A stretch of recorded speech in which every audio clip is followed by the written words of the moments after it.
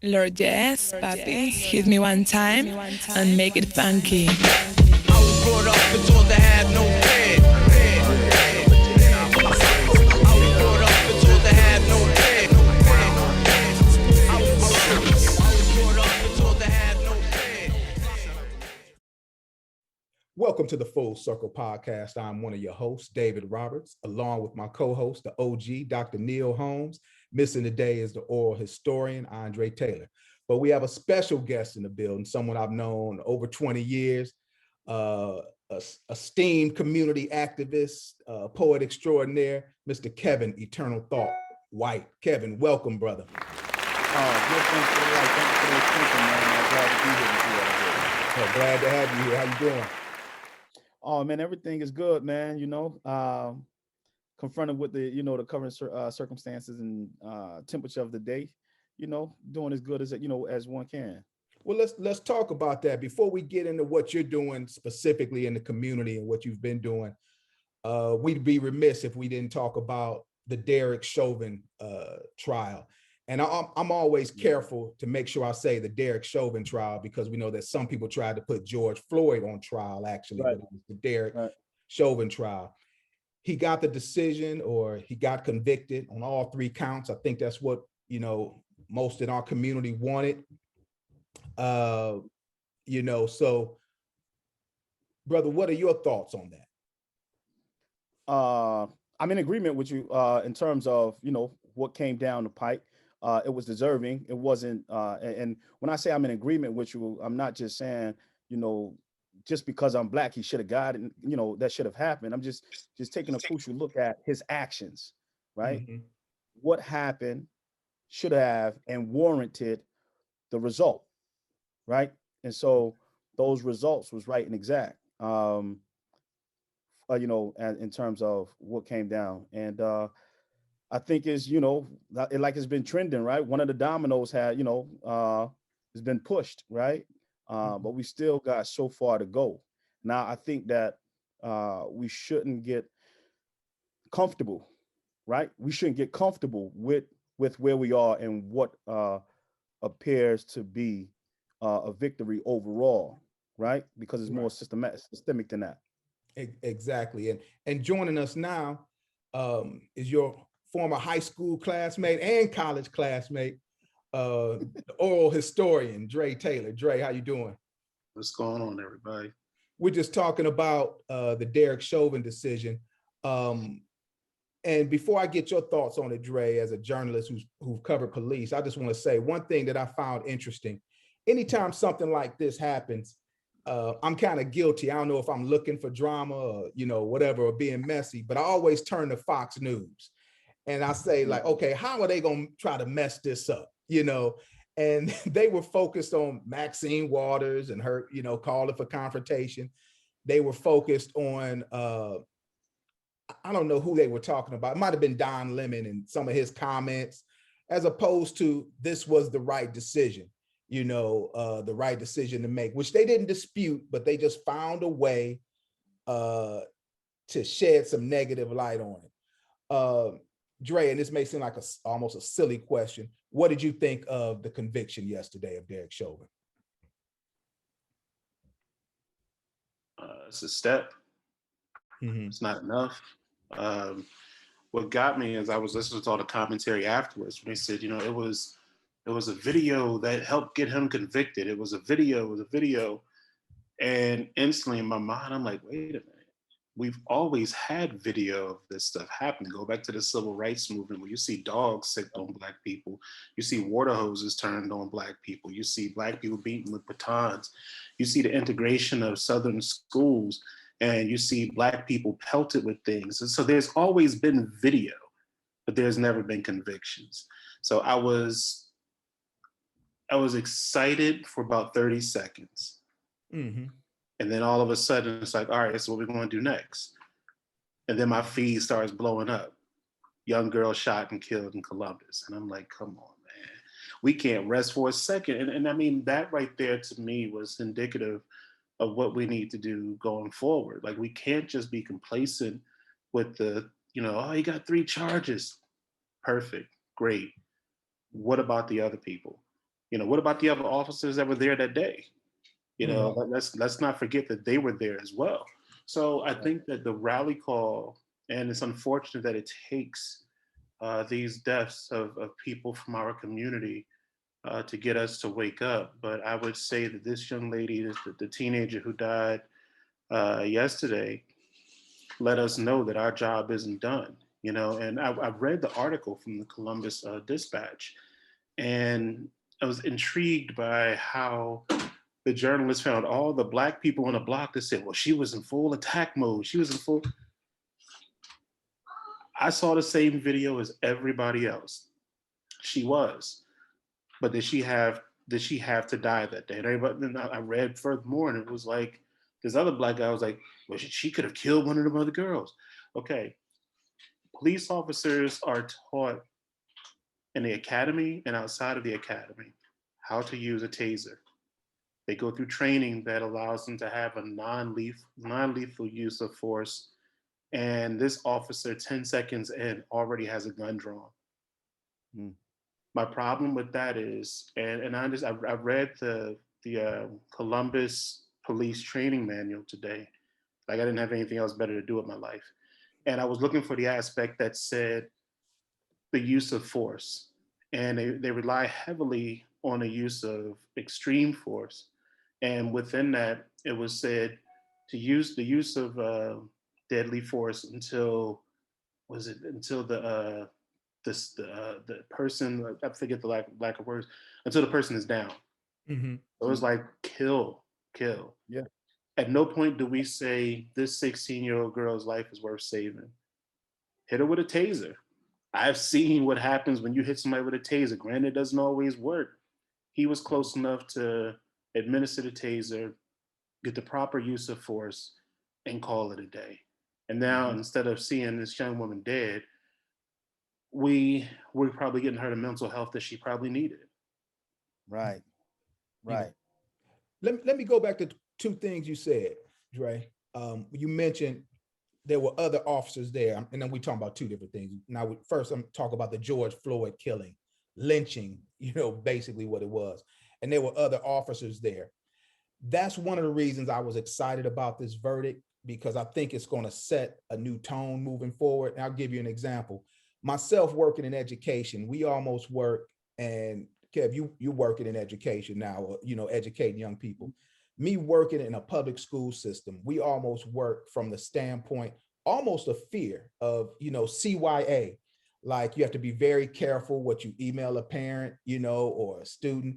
If you say, yes, you can graduate, by doing this, and this, and then that student maybe messes up, and they're not supposed to graduate, but you already told them they could, you could be held liable for that. It's little things, and everybody in education operates from that standpoint. Be very careful, cover yourself, be careful with what you say, have proof, so on and so forth. And so I think now, if police understand that, all right, if I'm here, it used to be, I'm not going to interfere with my fellow officer, because then, that blue wall, and then these guys won't want to watch my back. But if one of these three other guys, or all three of them, end up going to jail, I think it can set a tone.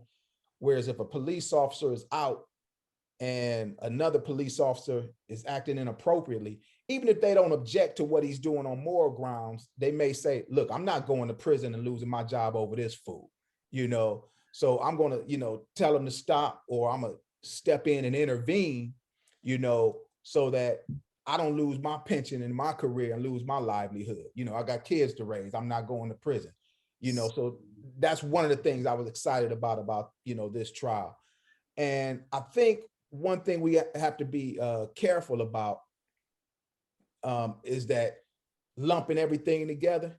I hate that this young lady was killed, but I think I saw the video and I kind of see it as two separate things. Like, the George Floyd issue was just disgusting for him to put his knee on this young lady. The other officer, I think he erred, but I understand why he used force. But like you said, Dre, I wish they would have tased her or shot just once instead of 4 times. 4 times, you're shooting to kill. you know. Well, that's what they're trained to do. Right. And I wanted to right there what Dre was saying. That's right and exact. I'm in Rochester. It's good to see you, Dre. First and foremost, man, it's good to see you. Definitely. I came into Rochester, New York, and one of the things that I did, I came working in public housing, and one of the things that I did was because I started to manage property, I was able to take up a course that was provided by the Rochester Police Department, right? And it's a police academy for civilians, and so this is where we'll have a 10-week course under their tutelage, understand how we could work or begin to bridge a gap when something's happening. We can be able to make calls and have certain access, if you will, right? And throughout the course, throughout the 10 weeks, one of the classes focused on what were the processes and procedures around brutal force, right? This where we are now, what we're talking about. And Dre, you're right, man. You read Cincinnati's or Ohio piece, but in Rochester, they say the same thing. They're taught to kill, meaning if we feel, and it was as simple as this. One of the things that I did appreciate about it, and I went through many emotions going through it because it was my first time in it, and it was my first time coming out of North Philadelphia, having face to face with police officers, right? So I'm coming out of North Philadelphia with a trauma of how I've experienced cops. Now I'm in a class on the side of police officers, getting a different side, right? And so it was many emotions, but they said if we feel threatened, then we're taught to do X, Y, and Z. Another class that they focused on, meaning once they start shooting, they shoot until you go down. So the other piece was they taught us, they took us to the gun range. That was the other thing that we did as civilians with them. And when you're talking about standing in the shoes of a police officer in terms of looking at their diagrams where they taught to shoot you at, every spot on their practice dummy, if you will, right, is a kill shot. Every spot is a kill, and it's nothing below the waist. Nothing. They're not taught to shoot you in your leg. Everything that makes sense to a civilian and say, yo, he could just shot in. Nah, they're not taught to shoot you in the arm. They don't do none of that. No, it's depending on the threat. It's here. You know what I mean? You get your neck, you get your arms, and then your abdominal spots, right? And so I'm in a course with mainly women, and they're like, well, why is this? You know what I'm saying? So now the discussion is debrief. We get back to the classroom after the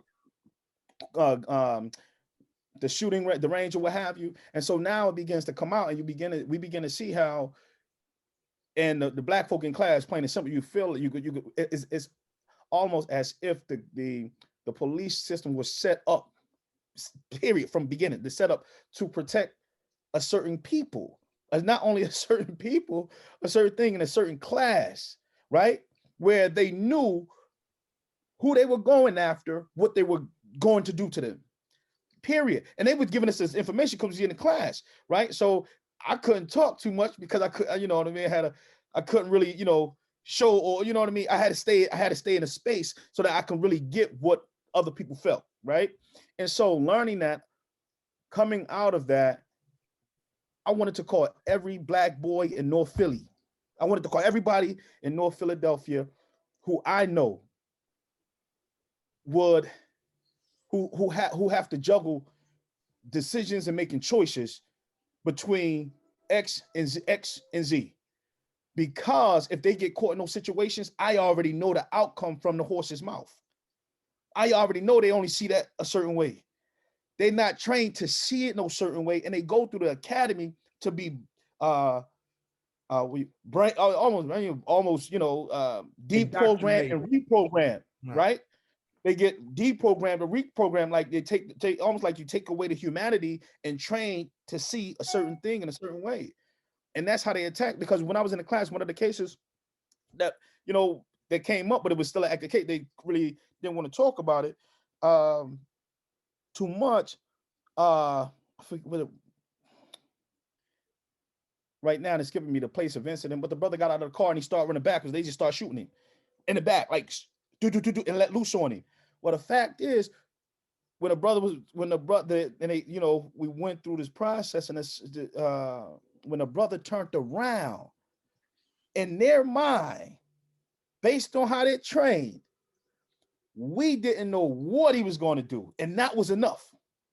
And that was enough, right? That was enough, and that's like, that was enough based on their training. So that's the context. So one of the things I love about going to Cheney University is that I took a philosophy class, right? And in that philosophy course, I learned to look at things in the proper context, right? And so when you look at it, so you got to look. So what I'm looking at now is, what context are we having this discussion in, and what perspective, from whose lens are we having this discussion, and what lens should be discussed, right? So, because in one case, if we look at it from a lens, then you say, oh, yo, this is trauma, somebody need healing, it's X, Y, Z need to happen, right? And then from another lens, in another context, it's like, well, we did everything right, we got some eyes on us, okay, we have to do something so that we can get this eye off of us. However, this still gonna be our process. We're not changing no law in our book. What happened is still their rule of thumb, if that makes sense, right? And so what now is you know, is what is the root? You know what I mean? What is if we get to it, do we have time to cover it? I don't know, but when you get to it, who's teaching who? Where are these systems and processes coming from, right? And how do they change? And then how do you, because if you hold them accountable now, you hold them accountable to what they're taught, then you're gonna look like a fool, because you're speaking two different languages. And one way they're taught to do it, and then we're saying, well, that's not humane. Well, they're not looking at you like you're human. Right. So it's a clash. So that's not gonna ever make sense in that context until the language by law is the same. With Dr. Holmes, when I hear what Kevin's saying, doesn't that go back to the fact that the current police force are the descendants of the slave catchers?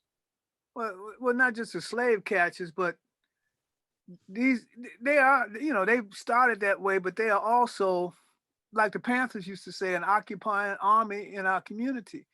They we have to understand, at least from my perspective, we are a colony, a domestic colony. We're colonized inside this country, and their job is to keep the colony down, because even with that training, they don't shoot white folks the same way.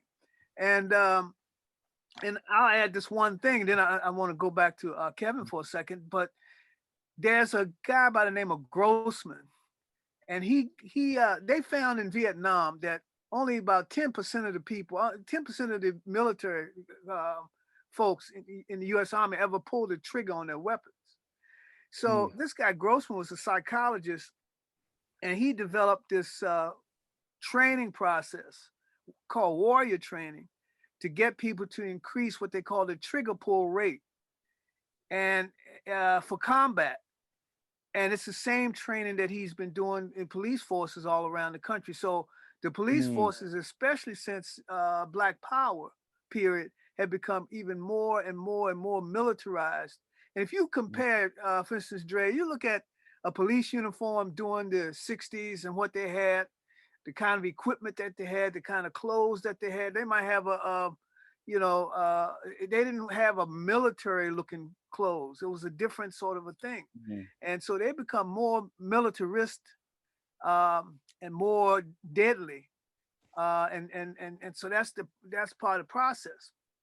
But one of the things I want to do, because I don't want to go too far with, I think we'd be remiss if we didn't ask Kevin about some of the books and things that some of the writings that he's doing, because he's talking about the young men and the boys up in North Philly.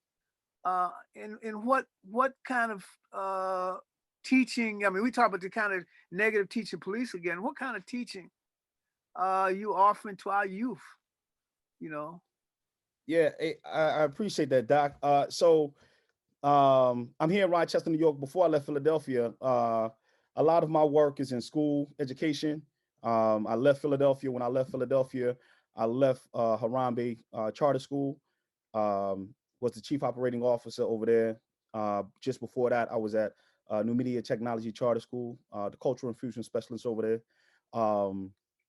And I bounced around in different schools, and one of the things that I learned from the elders just coming through, and I have 4 sons, and so since I could remember, all of my work has been with boys, boys and men, and so now I have a initiation initiative entitled Seeds of Akinyele, and the Seeds of Akinyele is a process in which I send 7 to 10-year-old boys through, so that they can become acclimated with brotherhood just before they go through a rites of passage at 13.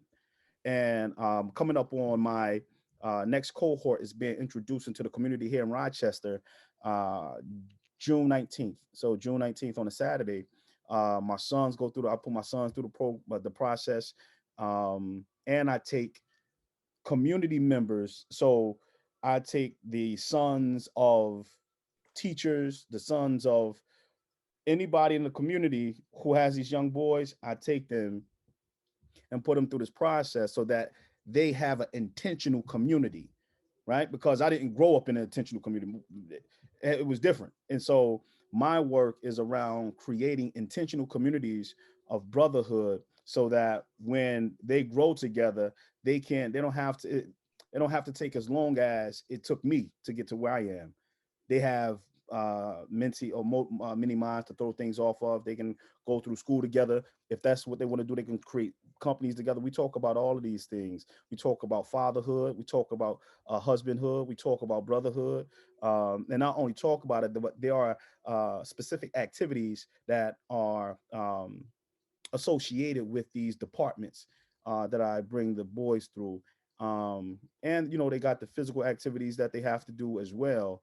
And so I'm just excited about that. And another thing that come out of it is I do have a 50-book series that I'm currently working on. And a 50-book series is the title is Brilliant Bobby and the Kids of Karma.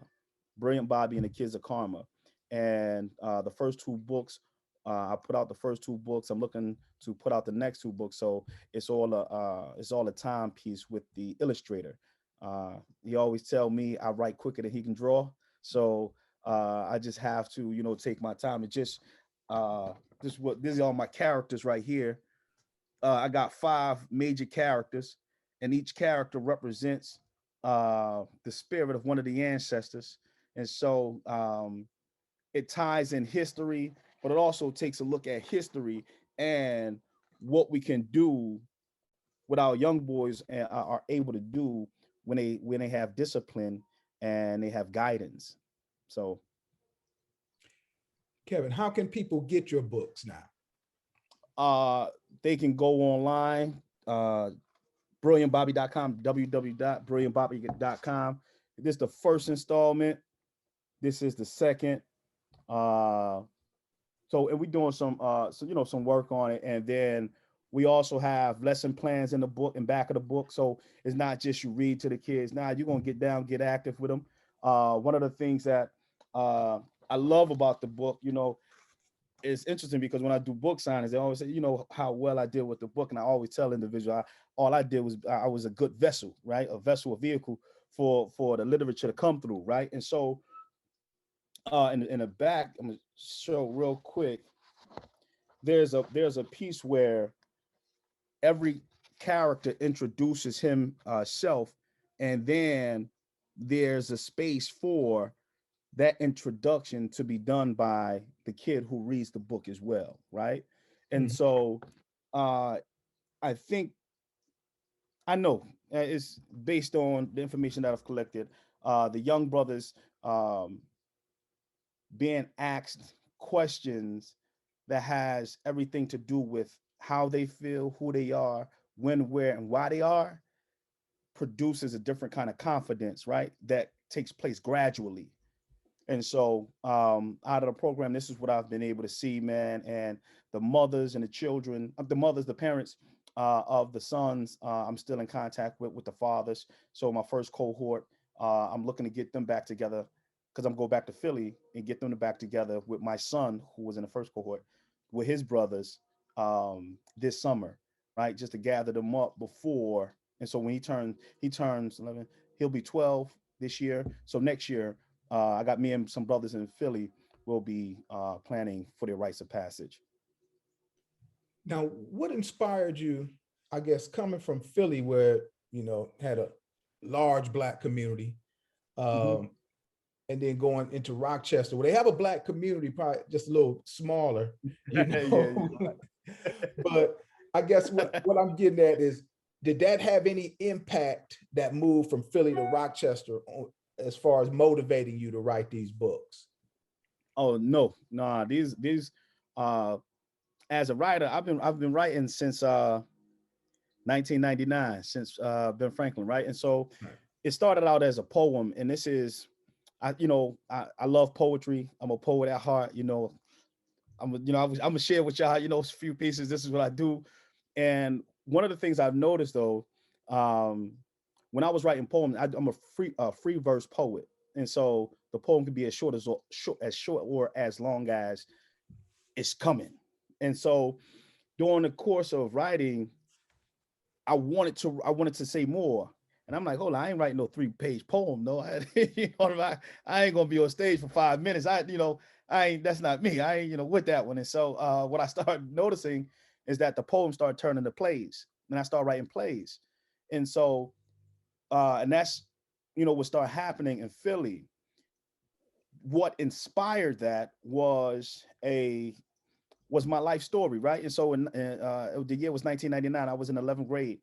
I was at Ben Franklin High School. I met Ruben Mills, and so I had a physical.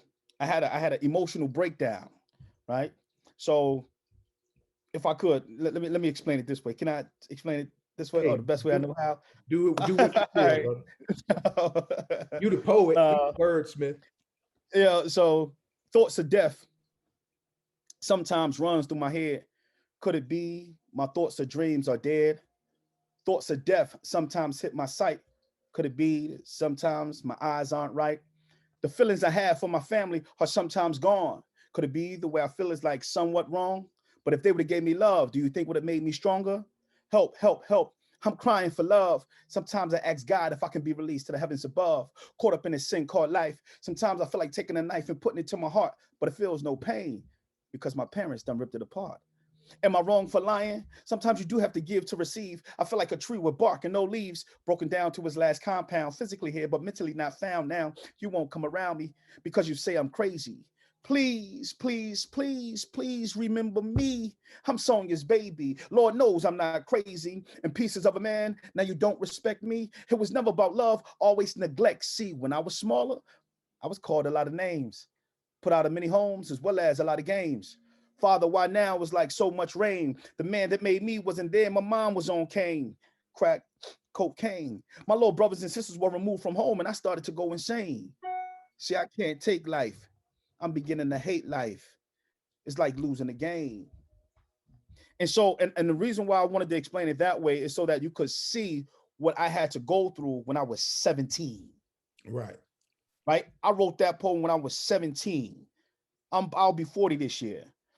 The thing about it is, it's a part of my trauma though, and because it's in my DNA, if you will, right? And what I'm saying about that is that's how close it is to me, and it's because of everything that I went through that I wanted so badly to change my life perspective and didn't know how until one of my teachers, Danny King, said, hey, listen, Kevin, you got to talk, I got somebody you could talk to, right? Mm-hmm. But that was after I had come back from the mental hospital, because in Ben Franklin that same year, I never wrote poetry until 1999. It was a Friday, I believe it was, and I was in CIS. That was the Blue House. I was the 5th floor.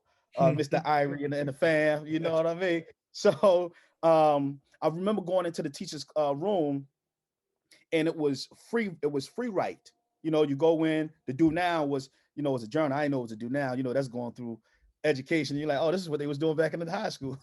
And so I was doing to do now, which was, it was no writing prompt or anything.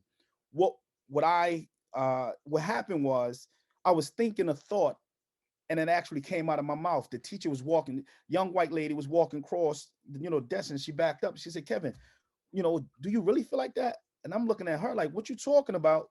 Because I didn't know I said what I thought. Right. And when she backed up and she went in to question me, I was saved by the bell, if you will, because the lunch bell rung and I was up out of there. So as soon as the lunch bell rung, I got up, I took what I was writing, balled it up, and threw it in the trash.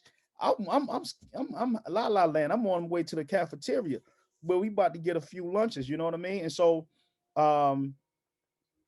they called my name about three to four times on the loudspeaker. I wasn't used to hearing my name on the loudspeaker, so somebody had to tell me, Miss Lewis. She was the short NTA with the glasses, gray hair. So Miss Lewis came over and said, Kevin, you're white, right? I was like, yeah. She's, boy, they calling your name when I get downstairs. So I had to go downstairs. And when I get down to the 5th floor from the 6th floor, those blue doors, as soon as I opened the doors, Mr. Irie right there, Dewey right there. I mean, everybody who the teacher was right there who cared for me. I didn't even realize that day in class I wrote a suicide note. And so she had got it out the trash can when I went to the lunchroom.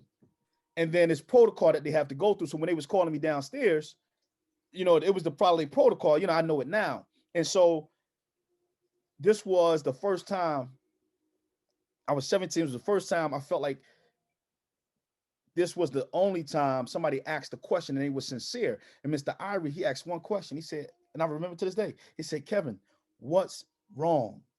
And that was it. I cried. I cried for about what it felt like 6 years. You know what I'm saying? I cried.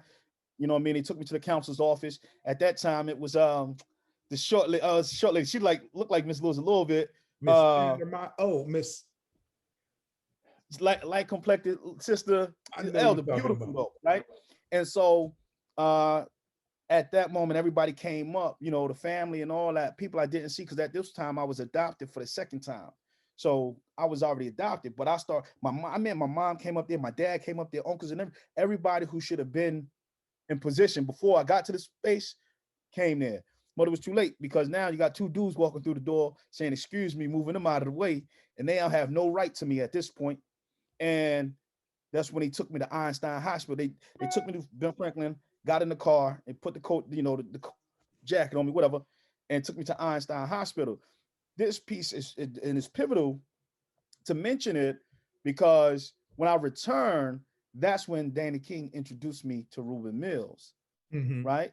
And when he introduced me to Ruben Mills, because the question is about my inspiration or why I do my work. Right. When he introduced me to Ruben Mills, we sat in the right there between the office and the gymnasium, the auditorium, and it was like a little desk he poured. I don't know where he got it from. And we just sat at the chair, and he was like, "Yo, hey, I'm looking at dude, because I've been lied to, so and I don't trust nobody at this point, and coming up the way I came up, it's like you had to earn our trust, right?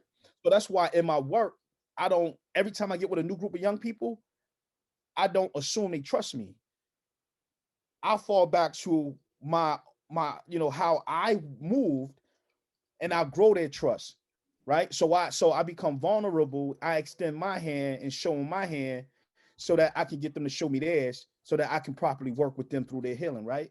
And so this is how I work. So all of my inspiration came from my life story and what I didn't want to happen to another Black boy, right?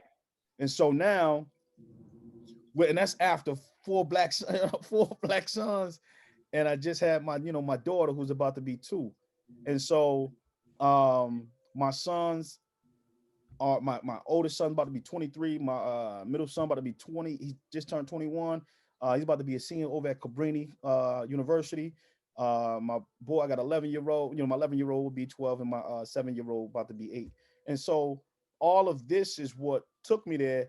So when Rube came in, it was just like everything else was stair step. He did one thing. He said, write down 5 things. I'm gonna write down 5 things that is going to be, on a mission for us. And I'm looking at him like, dude, I don't know who you're talking to. Don't trust you. Yada, yada, yada. You know, I was giving him the hard deal, man. And because I didn't think he would last. I didn't think he was sincere. Right. And turned out my man stuck with me, drugged me through the dirt. You know what I mean? Mhm. And he was the reason that I got into freedom schools. And going through freedom school program is where everything changed drastically from there. I got to give light to Emerson Davis as well, from the sixth floor, who was the sped teacher, who he will allow him and she works at Imhotep Charter School now. Mama Pitt, Mama Carla Pitt. Mhm. And she was the computer teacher. Look at Dre. Mhm. Dre like, yeah, yo, she was the computer teacher with Mama Gramsby, Mhm. right? They will allow me to come in there on my off time to type up poetry, man. And I just thought it was like the flyest thing. Like they became like like my mothers. Mhm. And those after that, you know what I'm saying? It was on the Cheney University. I got the Cheney University. You talking about you talking about Dr. Neil, Holmes, you talking about, oh man, I met some beautiful elders who was able to help me facilitate manhood without saying it was manhood in such a way where I was able to retain that information, right? Then take what they were talking about, because I was always listening to them, even when they was talking to other people, right? Listen to different situations and names and things like that. And I always wanted to be my best self around them, because that's what you had to present around these elders. They was elders. They weren't old people, right? They weren't just Right. up in age. You know what I'm saying? They are pillars in the community. And so Baba Nero, Dr. Nero as well, from the librarian, man. These are individuals who were pivotal in who I am today. And it's interesting because a lot of individuals who see me now would never believe who I how I came, who I was, right? Especially if you talk to young people about it, because mental health is different today than it was back in 99. Like now it's okay to say, hey, I'm feeling a certain way and I need Yeah. help, but it wasn't cool back in 99, Nah. and they probably don't understand that. Nah, it wasn't cool coming out of it wasn't cool by far coming out, and I had to go back to school. I had to go back. Right. I had to go back into the same high school. You feel me? So Right. that was also, that was also an experience for me, right? Because now at that time I'm looking at myself. I have a lot of doubt, right? So a lot of people couldn't see it, because I mean I lived in a community where you chalk that up. You don't even think about that. You keep moving, right? And so I got to give a lot of shout out to Ed Hurt as well, right? And so Ed Hurt was another big reason that a lot of young Black boys in North Philadelphia was able to make it to certain heights as well, right? And so he was he was he was the basketball coach. Eddie, he was like, yo, you playing bad. Ed Hurt was going to get you off the street. You know what I'm saying? So we stayed at the King Center and all those things.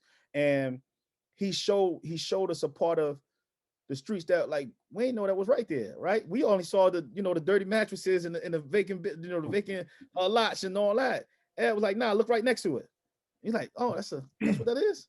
And so those types of things now with my life's work, man, and it's my life's work is to mimic those things that the Dr. Holmes, the Dr. Neros, that the Ed Hurst, the Reuben Mills, that these individuals instilled in me directly or indirectly, right? And to the point where I introduced Emerson Davis, I introduced Mr. D to my father and told my father this was my father. I introduced my father to my dad. I introduced Mr. D to my dad, my biological father, telling him who my father was. My dad hugged my father and said, "Thank you for raising my son." You understand what I'm saying? Mhm. And so it's being poured out of trenches like that. You know what I mean? Mhm. That when I go into them, this is it's like for death. It's always a war. It's always a war state. So when you're going out, or when it's time when I'm teaching, when I got these young brothers in the class on my basement, because I made a whole office in my basement. When I got them in my class, it's like, yo, I tell them they recite a poem right? But I got it. They recite other poets and things of the sort. And so one of the poems, the pieces that they recite is "See It Through." When you up against the trouble, meet it squarely face to face, lift your chin. Right. So they gotta recall these things because they're faced with things I don't even know about, and I'm relatively young, right? So I'm like, Right. still, you know what I'm saying? But looking at where the world is and where it's going from my perspective, I have to give them everything that I have, and it feels like it's only a survival tactic that I'm giving them, right? In Right. terms of how to stand up, how to speak, you know what I mean? What emotional intelligence is versus, not even versus, but as it parallels your intellectual genius, and your creative genius and what that looks like, and and being able to balance that out, and then I got to sit with these young brothers, watch them cry a lot, you know what I mean? And Right. then still be able to stand on my ground and not give into it, right? Because the trauma tells you, for me, it tells me, yo, why are you making them cry? You was in that same position. But you know what I'm saying? So I got to dance around raising sons and sons of my sons when when I have like from off the whim, when I haven't had a hand directly on me and I couldn't see it, if that makes sense. It does. It Right? does. So, yeah. Let me ask you two questions. Well, let me kind of like close with these two questions as we and Dr. Holmes and Dre, I don't know if y'all have another question. Please feel free. But my first question is, I was there when you performed a spoken word piece for Winnie Mandela. All right. So tell me, how did that come about? So Dana King. Okay. When you go through my life story, man, I would love for y'all to check it out, man. I just started a podcast on Anchor podcast, the art of storytelling, and you can, Kevin Rakeem White, my full name, Rakeen, and I would love to get some feedback from you too, Dre. So but yeah, because so when you begin to check that out, I speak about that, and one of the things that I wanted to do was create a have this platform just so I can just get these stories out of my upbringing, man. You got and through the stories, my sons hearing them for the first time who didn't grow up in a house with me.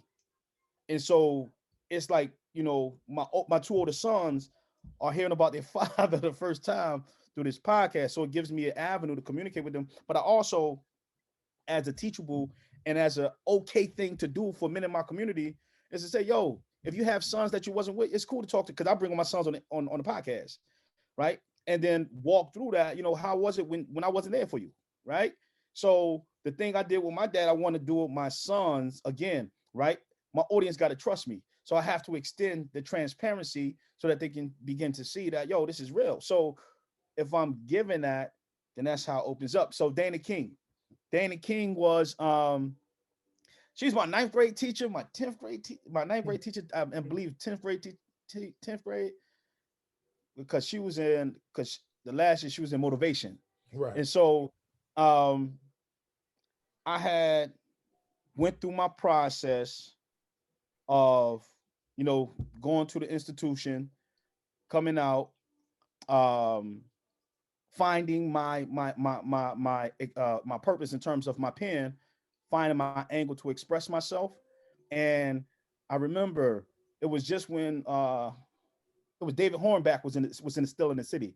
Mhm. And David Hornback was in the city. This is how Freedom School got to Philadelphia, right? Through some workings in terms of the school piece. So where you had Dr. Greg Carr, it was Dr. Greg Carr, and it was Kenny Holzman. Mhm. Kenny Holzman was the other individual who we had to go out to a conference, and I believe it was Albany. I want to say, Rhode Island, something to that extent. Mhm. And I was on a train. We got to where we were. We stayed in hotel. They got the conference or what have you. I was the only young person on the panel, so that's why I said everything started to change from there, because I started to see through a different lens, right? And through these different experiences. So through the conversation, you know, teachers were asking me questions, and I'm like, wow, is this real? Like, do they want to? And it was like the first time, like, what they want to know about what's going on with us in terms of me representing individuals like me in the city. And so before I got off the, I don't know, I'm gonna say, hey, I'll say it this way. Before I got off the train, because we was on the train, and Dr. Greg Carr, you know, everybody else got out the train, you know, we took a stop, whoop, whoop, and got Dr. Carr. He handed me an envelope, right? And he was like, yeah, this is per diem. Here you go. I said, a what? He says, this is per diem. I looked up, you know what I mean? I said, man, this my, like, I was like, this is my money. Like, this is the first time everything's happening. Right. And then it was a conversation that happened as well with that time we had. And he was briefing me for where we were going and the spaces we were going to be in. And so when I got there, it was right and exact. But I was able to leave walk the hotel that we were in, and it was like this big whiteboard, and it was the Continental African who was holding space for people to leave comments. And so I was walking through, and I sat back, and I was watching, and I was looking. So at this time, you know, Mama King was giving me books, you know, outside of the classroom. So I was, you know, I wanted to know about this African brother, right? Because this was my real first interactions, right? And so I was like, you know, what's going on? Where you from? And we was having this little discussion. And I was like, okay. And then I got up and I started writing, and I wrote that poem on that board. Okay. And at the time, I would use symbols to write. So I would write an I, like a I for an I, and as a little, you know, artist piece, and backed up, and everybody was watching. It was like, oh, you know what I mean? And I remember one picture when I'm standing on a chair, trying like to reach the top of this board that Greg took, or somebody took, and I still have it, but it was that picture that I saved the poem. Mhm. So when I came back to Ben Franklin, I didn't know Winnie Mandela was going to be there. Everybody was like, it's going to be, it's an assembly. Mama Dana was holding. I was sitting down. She came to me. She said, okay, Kevin, listen, I need you to do something for me. I said, all right, whatever. She said, I need you to speak. I said, huh? Because this is the first time I'm in a space with my peers. Mhm. Nobody knew I was writing poetry. You know what I'm saying? I disappeared for a few days or whatever. That was all they knew. And so, you know, I come back and I stood up, man. And I remember going to get the poem, right? Had it in my hand, little raggedy piece of joint. And I read it, but I knew it. And I didn't know how much I knew it. So I was really holding the poem and reciting it. And so Winnie Mandela, she had interpreters, and so she had asked so they told me to come on stage. When they told me to come on stage, you know, the lady was, you know, talking for her or whatever, and then she like kissed me, you know what I mean? And it was righteous. You know? I remember that. You know, and it's funny, Dr. Holmes did that to me when I was an undergrad at Akron. Like, he'd bring a speaker, he'd be like, Dave, come on up here. And you know, I'm just there for the program. He just dragged me, come up here and introduce the speaker, you know, like in front of like 500 people or something. So I can relate to that experience. And no doubt. Dr. Holmes, Dre, I don't know if you have any questions, but I wanted to end with this one that I'm going to ask next. So did either of you have a question for Kevin before I ask the last question? Mm-hmm. Okay. So Kevin, you talked about your 50 book series, and I know you have a couple of books out now. What's next? Tell us what's next, and when will the next book be out, and how can people get it? So currently I'm writing a self-help book, Getting Beyond the Wall of Pain, which is once again is in the same line of work. And that'll be here about the fall. Give me about a fall of this year. But you will see things are coming out on my website, be it that won't be on brilliantbobby.com, but Universal Eye Power. We're working it'll be on universalipower.com. Universal Eye Power is the LLC. Universal Eye Power is the company that I have currently that I run, that came to me again through the ancestors through a dream, and I woke up with the name on my tongue. And I power is the intuitive point on which everything resides. So it's an acronym. I power is an acronym for the intuitive point on which everything resides. So the mission of my institution is to be able to get our people to remember, rekindle, reclaim, and restore themselves to their spiritual greatness, right? And so the process, everything I do with even with my young brothers, that's through all my work. If we have this dialogue, is either we remembering, rekindling, reclaiming, or restoring something so that we can be better human beings. And so that's when the next project gonna be out. I'm currently again waiting for the illustrator to see with the Brilliant Bobby series. I also have a few other books coming out. Miss Brown Sugar, which is a book of poetry. Miss Brown Sugar. I'm gonna be dropping that this summer. And all those books are on Amazon, man. They can, you can even put my name in the Amazon search and all of those things, and the literature will come up. And just continue to stay grounded, man. Like really stay grounded, to network with individuals who want to build community for our people, right? And build men. For me, my thing is we need more men, right? Who know how to be men, right? What that looks like. And I can't do that by myself, right? Because I'm still in a process about to hit a next level of my manhood where I need men to show me what that looks like or what I can look for on my way to 40, right? Right. And so anything up until then, I got that lock, you said you should have my way. I got that lock. I need to come back to you, brother, and say, listen, man, I need y'all to give me the next 10 years, I got to lay out the next 10 years for me and for each other. I think just staying in community with men and brothers so that I could continue to grow and I can continue to be a vessel for the community so that I can put forward what the children need, what the babies need, so that they can come up in a better, without chains on their minds, right? Without chains and shackles on their spirits. One of the greatest breakthroughs I've ever had has been a spiritual breakthrough, right? Understanding that, I'm spirit first. So if anything's happening to my physical, I got to go check with my spirit, right? That means, it's already happening. Something's happened in me or under this. So let me go ahead and take that off, man. And just keep, so every Wednesday, man, check me out, man, on the podcast. I'm sending out vibrations every Wednesday. I'm reading my favorite books. I'm reading children books. I'm saying poems. I'm telling my story. I'm interviewing people about their stories and everything that they've done. And I guess for me, I'll do this before I go. I'll close out this way. If you have anything else, you know what I'm saying? In other news today, I heard someone say, snitches get stitches and found in dumpsters near the projects during Project Safe Street, where the police aren't worried about the people's safety. We may be sending the wrong messages to our babies. Dying by the second, it's an overload in the graves be. Street corners with painted tees, teddy bears, candles, and pictures of our babies. Dying under a designed illusion, confused in society.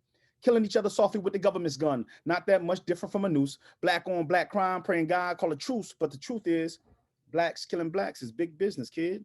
Just as the prisons is. Now the murder rate is at an all-time high. The sky gave way to let the numbers run by. Now Willie lynching another generation, chasing the devil power with God on break free basin, leaving our mothers to pray for the future leaders of this nation. Now open your daily newspapers. So many faces whose killer is traceless, disgrace this. System has made us, slaved us, never repaid us. Yeah, you know what I mean? Keep it like that, man. And so for all the brothers and sisters out there using the handguns, we always go back to pencils don't write bad paragraphs. You understand what I'm telling you? It's all about the people in position who's holding whatever tool they have. And that's where we arrive at. For the black community, we need healing. We need healing. I challenge all artists to put life in their songs, life in their craft, life teaching, put life over death, love over hate, light over darkness. We need life, man. We need healing. And so that's me. I appreciate you, brothers. Amen, brother, man. That's probably the best ending of this podcast we ever had. Kev, it was great seeing you, brother. And just promise us that when that next piece comes out, you'll come back on to talk about it with our audience, brother. Oh, righteous words, man. Will do. It's a done deal, man. And to stay in contact with you, brothers. I really mean that. However, we could do that through email, whatever it takes, man. Because I love what you all are doing, and however I can assist you all, just let me know as well. All right, we appreciate that, brother. So to you, salute to you. And as always, we want to thank our audience for their continued support. We'll see you next time. Lord, yes, papi. Hit me one time and make it funky. I was brought up and told to have no fear.